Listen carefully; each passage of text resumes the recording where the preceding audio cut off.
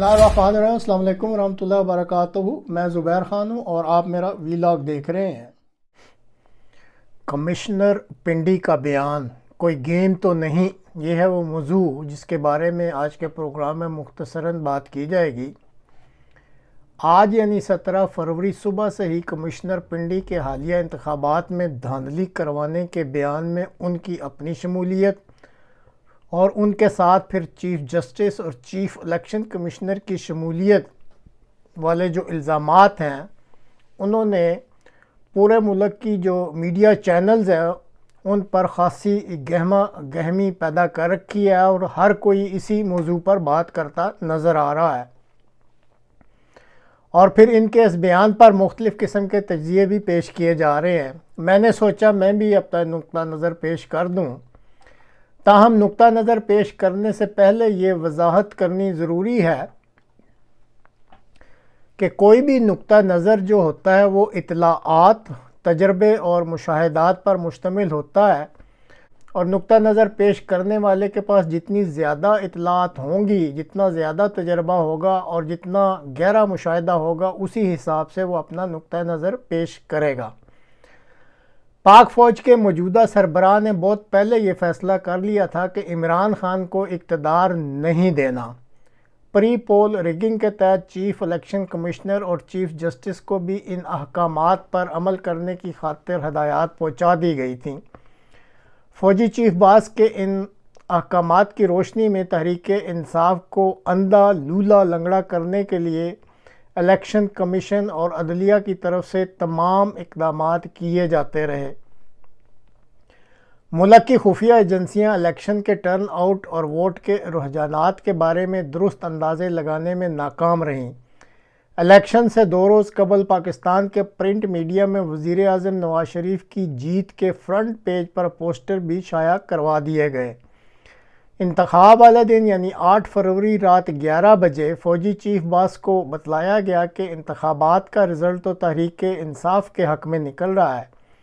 फिर उनके हुक्म पर वोटों की गिनती और इनका ऐलान करना फौरी रोक दिया गया और बैलेट बॉक्स रेंजर्स की निगरानी में दे दिए गए। और फिर फ़ौजी चीफ़ बास की ज़ेर हिदायत ही इलेक्शन कमीशन ने हंग पार्लियामेंट की सूरत में तमाम पार्टियों की तरफ से जीतने वाली सीटों के इंतखाबात के नताइज का ऐलान भी करवा दिया। फ़ौजी चीफ़ बास की तरफ से बहुत फूल प्रूफ तरीके इख्तियार किए गए थे और किसी को भी ये उम्मीद नहीं थी कि इमरान ख़ान को ज़्यादा वोट मिलेंगे। लेकिन फ़ौजी ज़बान में इस सारी चीज़ को या इस सारी एक्सरसाइज को अप्रिसिएशन की गलती कहते हैं कि किसी का भी ध्यान इस तरफ बिल्कुल ना गया कि हर पोलिंग स्टेशन पर फॉर्म 45 भी होता है जिस पर कास्ट किए जाने वाले तमाम वोटों का इंदराज होता है, और इस फॉर्म की कापियाँ तमाम उम्मीदवारों को भी दी जाती हैं। धौंस धांधली के ज़रिए काफ़ी कोशिश की गई, लेकिन फ़ौजी चीफ़ बास को नज़र आ गया कि इस तरीक़े से काम नहीं चल रहा।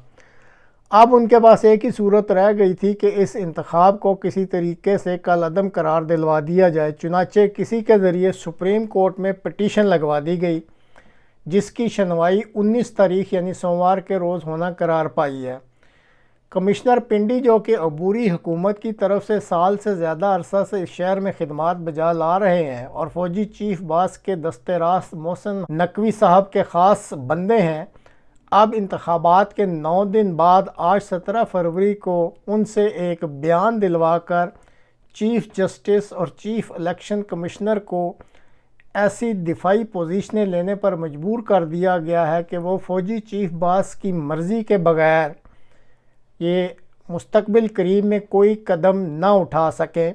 और जैसे अभी बयान किया है कि कलअदम करवाने के लिए पटिशन पहले ही सुप्रीम कोर्ट में लग चुकी है, और बहरहाल और भी कोई कानूनी या इलेक्शन एक्ट या जो आइन है उसको मद्देनज़र रखते हुए उनका नाम बयान करवा के पिंडी के कमिश्नर से उन दोनों को एक इंतहाई दिफाई पोजीशन पर खड़ा कर दिया, और अब वो जो भी कदम उठाएंगे वो अपने फ़ौजी चीफ़ बास की मर्ज़ी के बगैर उनके लिए कोई भी कदम उठाना मुश्किल हो जाएगा। اب بعض تجزیہ نگار یہ کہتے سنے گئے ہیں کہ کمشنر پنڈی نے اگر چیف جسٹس اور چیف الیکشن کمشنر کا نام لیا ہے تو فوجی چیف باس کا نام کیوں نہیں لیا؟ اب ان کو کون بتائے کہ دھاندلی کی اس ساری گیم کا ریموٹ کنٹرول تو فوجی چیف باس کے پاس ہے، تو بھلا کوئی جو ٹاؤٹ ہوتا ہے وہ اپنے باس کا نام تو نہیں لیتا۔ فوجی چیف باس کی طرف سے کھیلنے والی اس ساری گیم کا مقصد صرف ایک ہے کہ عمران خان کو اقتدار نہیں دینا۔ اب 19 فروری کو سپریم کورٹ انتخاب کالعدم کرنے کی پٹیشن سنتی ہے یا نہیں، اور اس کا کیا انجام ہوتا ہے اس کے لیے انتظار کرنا پڑے گا۔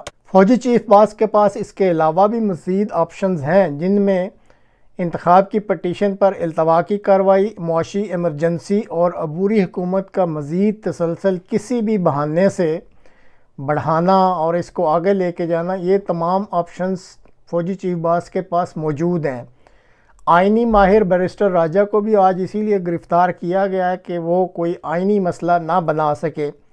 بہرحال عمران خان کے اعصاب کی مضبوطی کا ٹیسٹ ابھی ختم نہیں ہوا، اور اسی طرح پاکستانی عوام کا ٹیسٹ بھی ابھی ختم نہیں ہوا۔